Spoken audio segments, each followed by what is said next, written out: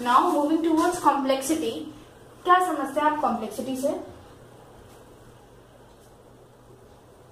किसी भी तरीके की प्रॉब्लम या डिसएडवांटेज किसी भी चीज का,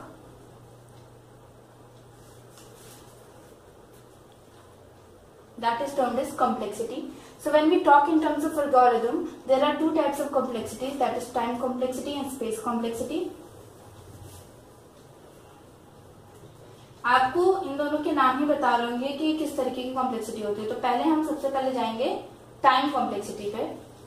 टाइम कॉम्प्लेक्सिटी, इसके लिए will take an example. For example, there are two people, Ram and Shyam.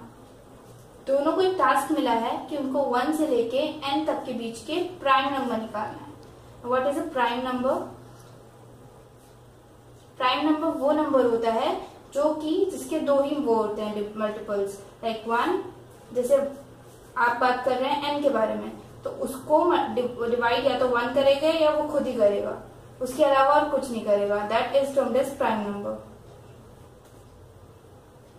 तो दो लोग हैं, राम और श्याम, जिनको 1 से लेके n तक के प्राइम नंबर निकालने थ्रू एन एल्गोरिथम। राम ने क्या करा, 2 से लेके n-1 तक का लूप चलाया और उसके बाद उसने प्राइम नंबर की कंडीशन लगाई। जहां श्याम ने 2 से लेके √n तक का लूप चलाया और उसके बाद प्राइम नंबर की कंडीशन लगाई। दोनों के एल्गोरिथम्स जो हैं वो प्राइम नंबर निकाल सकते हैं, बट अगर हम बहुत ही लार्ज अमाउंट ऑफ डाटा की बात करें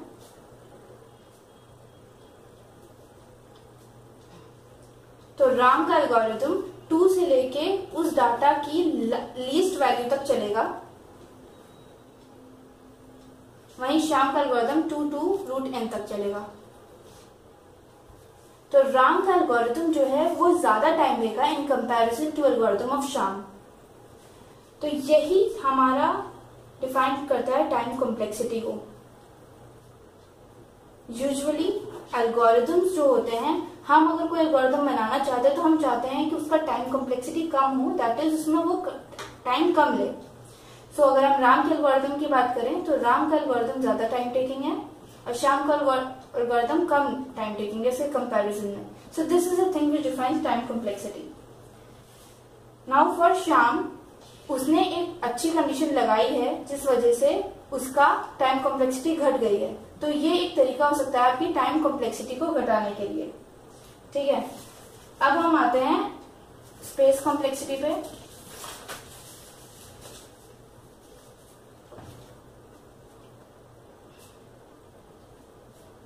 एक जनरल एग्जांपल लेते हैं स्पेस कॉम्प्लेक्सिटी में। For example, we have to store some data. हम एरे के थ्रू करते हैं, that is the first data structure, that is the most basic one. हम एरे के थ्रू करते हैं, या तो हम लेते हैं एक एरे 100 साइज का, या हम डायनामिक मेमोरी एलोकेशन फॉलो करते हैं।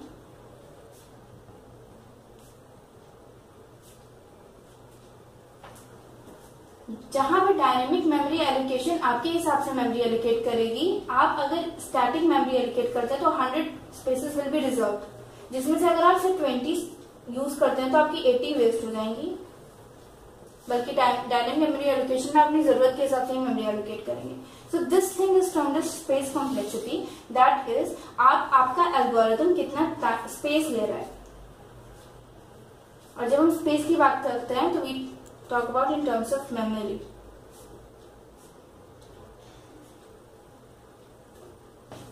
So these were the two terms, time complexity and space complexity, जो कि आपको हर एल्गोरिथम में ध्यान देना पड़ता है। तो ये दोनों चीजें किसी चीज से हम वो करते हैं, डिस्प्ले करते हैं, एक नोटेशन होते हैं, उन नोटेशन को कहते हैं हम asymptotic notations.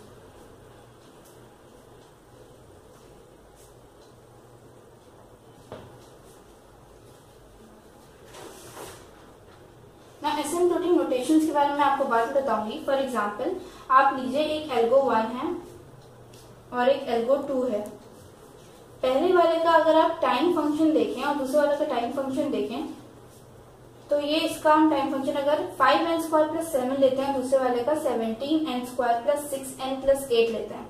These are two algorithms with their time functions as 5n² + 7 and 17n² + 6n + 8.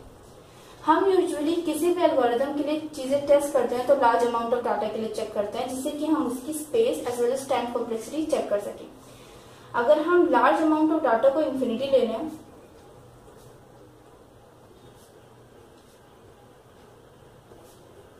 Infinity that is time tends to infinity, तो इन दोनों फंक्शंस में 7 का और 6n+8 का कोई मतलब नहीं रहेगा। 5n² एंड 17n² सबसे ज्यादा प्रोमिनेंट वैल्यूज होंगी, ठीक है। और अगर हम specifically tn is equal to 5n² और tn is equal to 17n² की बात करें तो ये दोनों हमें बताती हैं क्वाड्रेटिक ग्रोथ के बारे में। So to classify, we don't have constants and only variable terms. That is, अगर हमें क्लासीफाई करना पड़े किन्हीं भी दो फंक्शंस के लिए जिससे कि हम कांस्टेंट और वेरिएबल टर्म्स को हटा दें, उसके लिए हम एसिम्प्टोटिक नोटेशंस यूज करते हैं।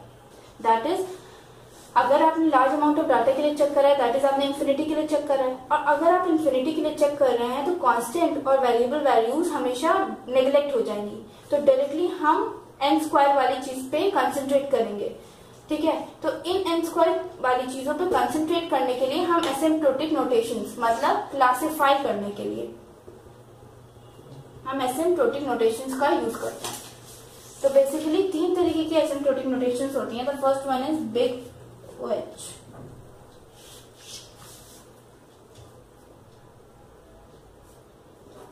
बिग O, इसको हम रिप्रेजेंट करते हैं ऐसे, that is a function gn। अगर हम लें कि वो हमेशा पॉजिटिव है, ठीक है, तो वो डिफाइंड होता है आपका as fn there exist c and n not for it. That is, हमारा जो fn फंक्शन है, fn function will be less than equal to gn for n greater than n not. अब ये n, n0, c, n0, इन सब का क्या मतलब है? This will be shown in the form of a graph. Let's have a function fn is equals to 5n² plus 2n plus 1 and gn as n². So these are the two functions. If we talk about gn, this is from this n² and fn, f² plus 2n. So अगर हम big O notation दिखाना चाहेंगे gn का, so it can be written as that function if there exists a value c and n0, so that fx is less than equal to gn for some value that is n greater than n0. So अगर हम specifically in दो function की बात करें तो हमारी value आएगी c की 8 और n0 की 1, जिससे कि आपका fn will be greater than equal to 8n², ठीक है, और n is greater than equals to 1। कैसे? एक ग्राफ के थ्रू देखते हैं। जैसे हमारा ये है gn, ठीक है, और हम इसे मल्टीप्लाई करते हैं विद सम कांस्टेंट cgn, ठीक है। दूसरा हमारा फंक्शन है fn, जो कि पहले दिखाए गए थे, that is gn is this one and fn is this one, ठीक है। तो ये कोई वैल्यू होगी n0 इज इक्वल्स टू 1, जहां पे ये जाएगा, ठीक है। तो इस पॉइंट पे आप देख सकते हैं cgn ये है और fn ये है। तो आप देख रहे हैं कि fn जो है इस ग्राफ में is less than equal to gn। तो बिग O नोटेशन एक्चुअली क्या है? अगर आप बिग O नोटेशन दिखा रहे हैं किसी भी फंक्शन का, so it is defined as fn there exist c and n0। fn आप gn को fn की टर्म्स में तब लिख सकते हैं जब कोई c और n0 की वैल्यू एग्जिस्ट करती है जिसके लिए fx is less than equals to gn, ठीक है। और n की वैल्यू जो होनी है, जो ये n है, इसकी वैल्यू ग्रेटर देन n0 होनी है, ठीक है। हमने दो फंक्शंस ले लिए, c की वैल्यू 8 आएगी through graph, you need not to know the procedure for it, n0 is equals to 1, तो हमारा क्या आएगा? fn is less than equal to 8n²। 8 is the value of constant, so as shown in the graph cgn and fn, if we plot, fn is always less than equal to gn for some value that is n0 is equals to 1. This was the big O notation. And second one is omega.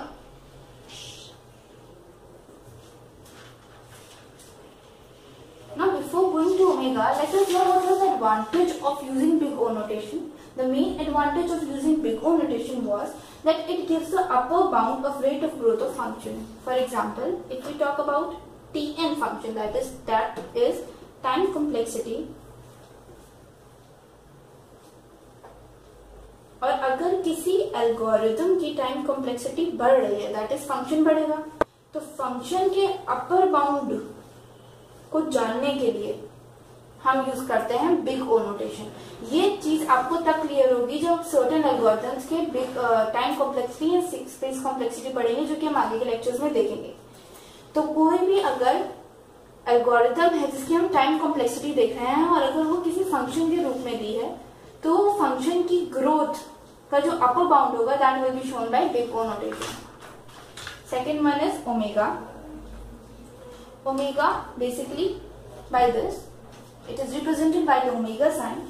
Omega gn is given by fn for some value of c and n naught again,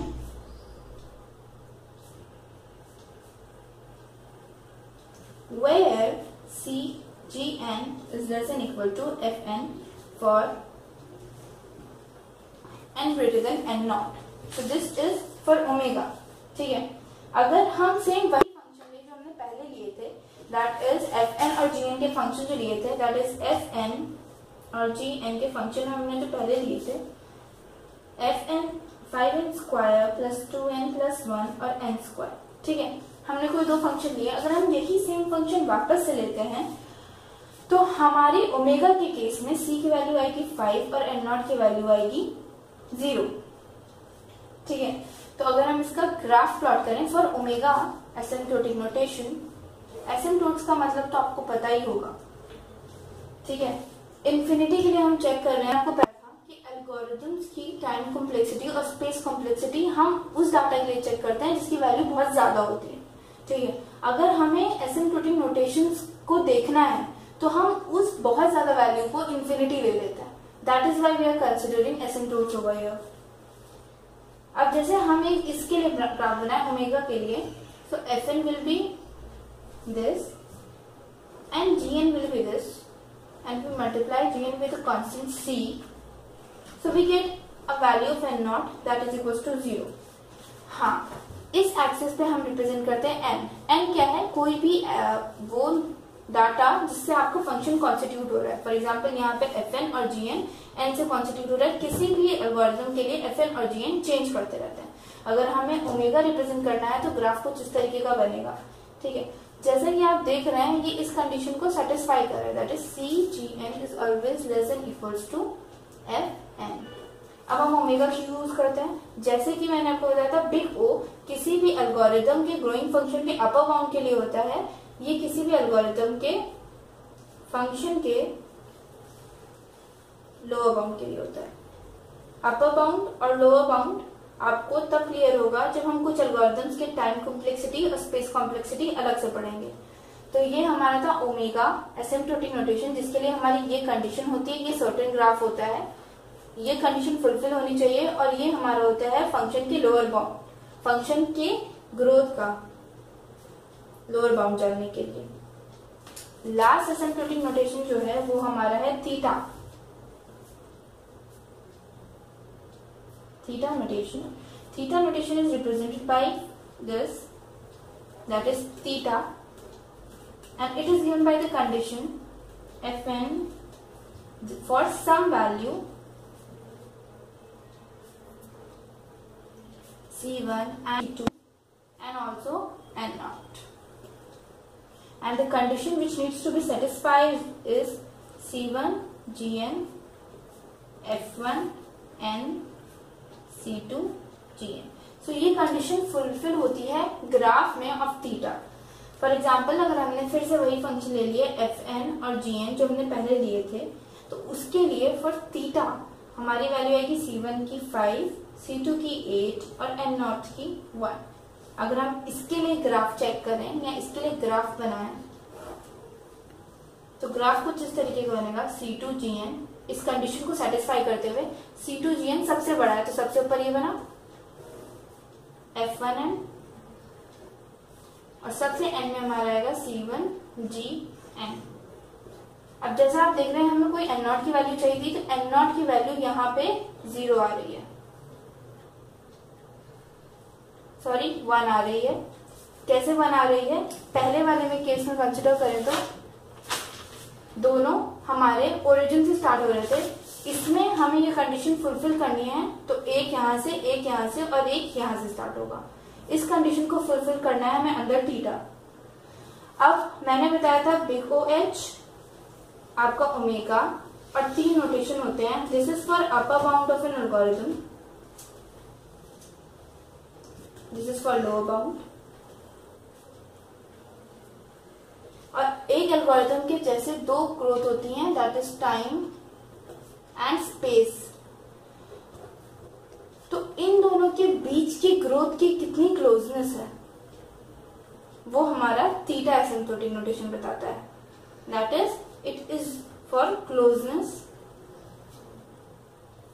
between growth of functions. ये सारी चीजें आपको clear होंगी जब हम searching और sorting के algorithms की टाइम कॉम्प्लेक्सिटी और स्पेस कॉम्प्लेक्सिटी को पढ़ेंगे।